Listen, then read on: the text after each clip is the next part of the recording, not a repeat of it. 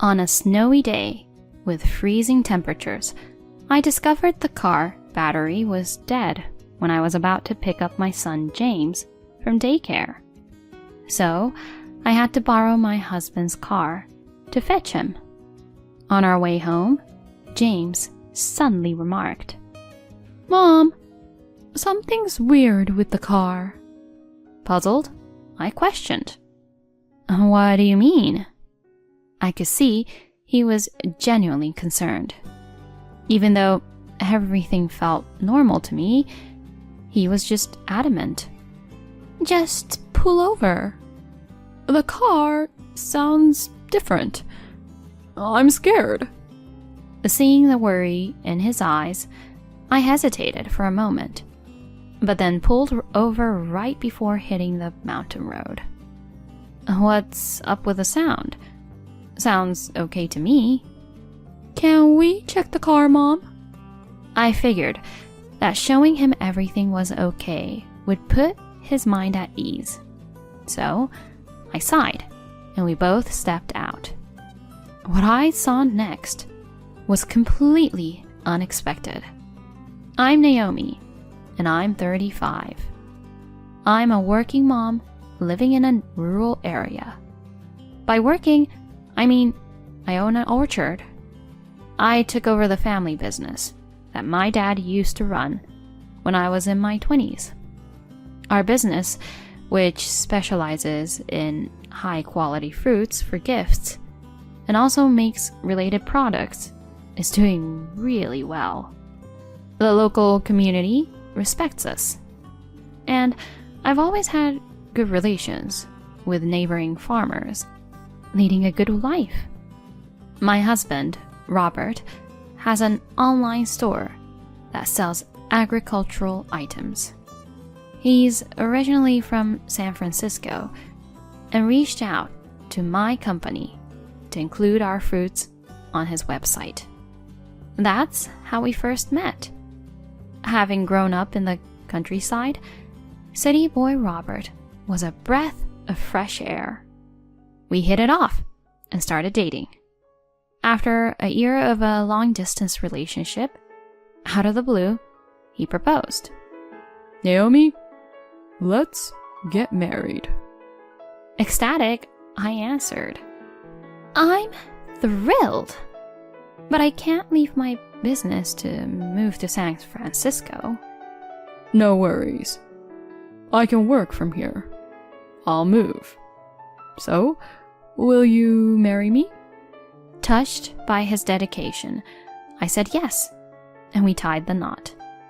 We settled in a house my dad gifted us. A year into our blissful marriage, I discovered I was expecting. With Robert's unwavering support, I had our son. We named him James, and he's now 5. He's a total car enthusiast, always collecting toy cars and watching car clips. I go to the office every day, while Robert handles his website from home. His business has been booming, so we've had a steady income. Work was good, our bond was tight, and our son was flourishing. Everything seemed perfect. But slowly, things began to shift. Citing work commitments, Robert started being away from home more. He used to always be home, but now he'd be out late and gone over weekends, saying it was for work, often leaving James by himself. One day, we had promised James a trip to a motor show he'd been excited about. In the morning, I reminded Robert, "Don't forget, we're taking James to the motor show. Get ready." But scratching his head, he said, "I can't. I've got work." Frustrated, I snapped, "It's Sunday. What about James?" He argued, "I need to lock in a new supplier. It's for the business. What do you expect?" "It's not right for James. Can't it wait?" As we bickered, James, who'd been engrossed in his toys, began to tear up. "Dad, aren't we all going today?" "James, I have urgent work," James cried. "But I wanted us all to go." Clearly irritated, Robert retorted. "Stop crying about it. Go with your mom." "You shouldn't talk to him like that." Holding James close, I tried to soothe him. Robert, clearly frustrated, went to his room. "Sweetie, it'll just be you and me at the motor show. We'll be fine." Robert had never been this short with James. What was happening? Nevertheless, I prioritized our son. So, I took him to the motor show. Just us two. On the way back from the motor show, James, who had been a bit grumpy before, lit up with joy seeing his favorite cars, which helped me relax a bit. Watching him snooze with a wary face in the back seat, I decided I needed to have a heart-to-heart with my husband. Pulling into the driveway that evening, I noticed his car was missing. After tucking James into bed, Robert finally came home. "Hey," I said, trying to be cheerful, but he seemed off. "You're still up?" "I wanted to talk about today. You've been putting work first and sidelining the family. It really got to James today." "It's work. What do you want me to do?" Before I could respond, he handed me an envelope. Curious, I asked, "What's this?" "A buddy at an insurance company kept pushing for us to get a policy. I signed us all up. Payments start next month." Confused, I said, "Don't we already have insurance?" "You can never have too much insurance." I opened it up to check out the details. This policy is super comprehensive, even for James. "If anything happens to us, it'll be good to have a cushion. It's for James too." Huh. While I was frustrated he hadn't discussed the insurance with me, I was somewhat comforted that he was considering our family's future.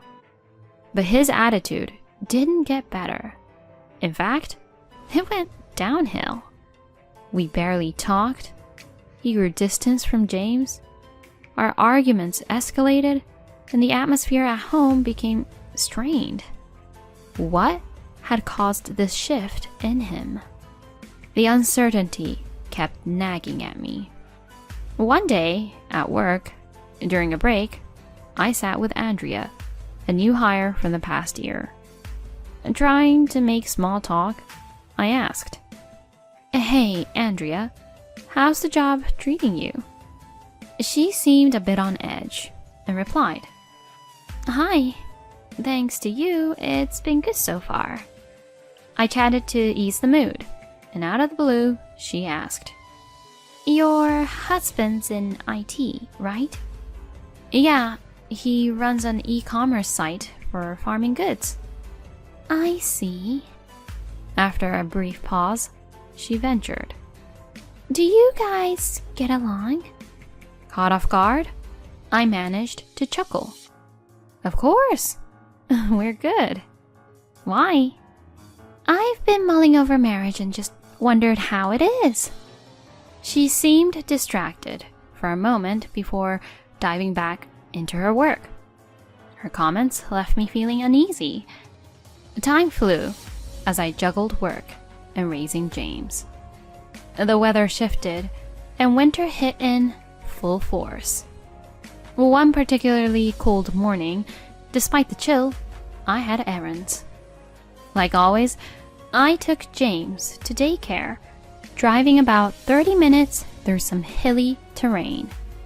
Later, I parked at our house and headed to work. Finishing up, I stepped outside to a darkening sky and snow beginning to blanket everything. Gotta grab James ASAP, I thought. Back home, Robert was holed up in his room working. When I tried to start my car to retrieve James, it didn't budge. Probably a dead battery. I wonder how that happened. Panicking, I knocked on Robert's door. I need a hand. What's up? I quickly explained to the puzzled husband. My car is not starting. Maybe a dead battery. Can you pick up James? I'm cutting it close. Really? I'm swamped right now. But he needs to be picked up. He cut me off, smiling. Take my car then. Oh, thank you. You're a lifesaver. I grabbed the keys and hopped into his SUV. Typically, I drive the hilly route, but that day, due to some errands at the post office, I decided to swing through town instead. When I reached the daycare, it was pitch black outside. I said hi to the caregiver and picked up James. As we strolled side by side to the dim parking lot, his eyes sparkled with excitement. Oh, are we taking Dad's car today? Yep, but I'm behind the wheel. You're a big fan of Dad's car, huh? Yeah, it's so cool. We playfully bantered back and forth as I strapped him in and started the car.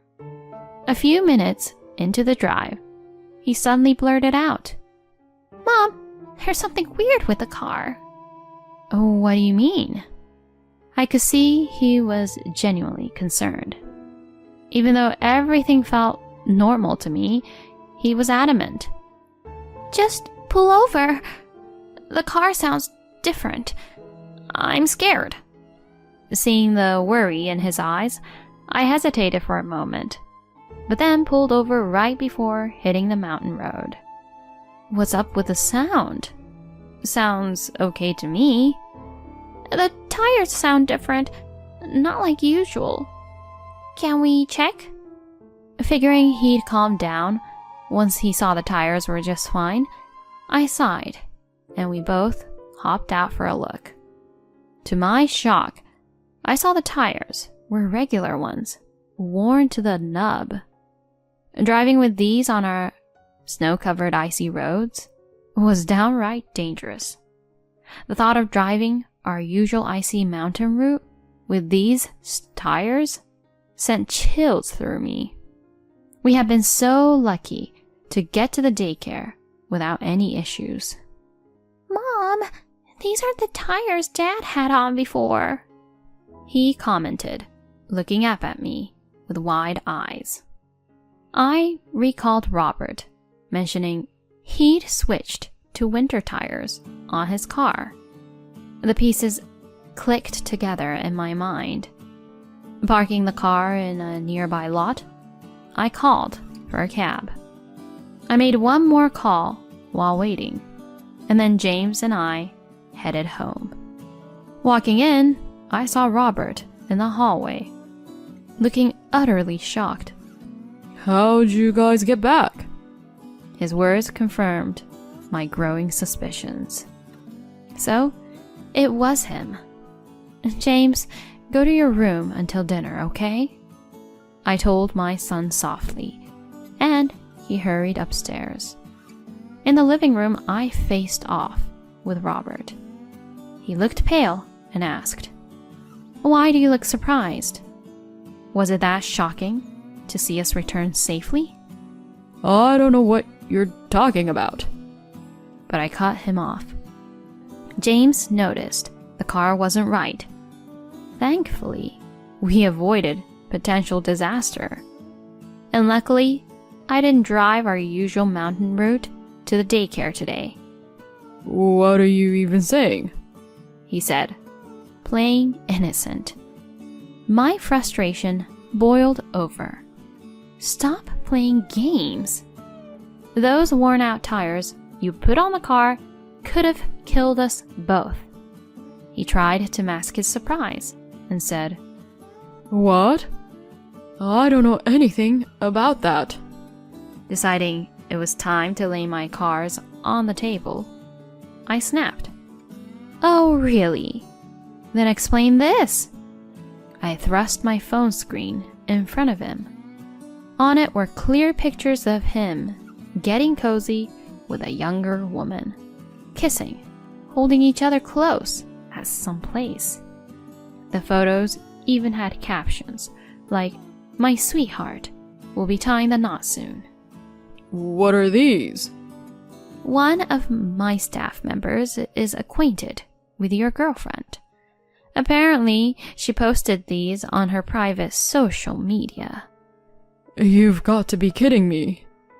It turned out that Andrea, the young coworker I chatted with recently, was the one I'd reached out to while waiting for the taxi. Our chat had raised some flags, prompting me to seek any information she might have. She hesitated, but then shared that her old school friend was the one dating my husband and has shared these pics online. Robert, looking completely thrown off, muttered, I didn't think she'd ever do that. I pushed him. Now, spill it. What were you up to? He finally started talking. The lady at the tire shop, where he'd swapped out the tires, was his side chick. He wanted to be with her, but didn't want the financial burden of alimony. If something happened to James and me, he'd cash in on the life insurance and inherit the business. They had schemed together, putting those worn-out tires on his car and messing with my car's battery, ensuring I'd use his SUV.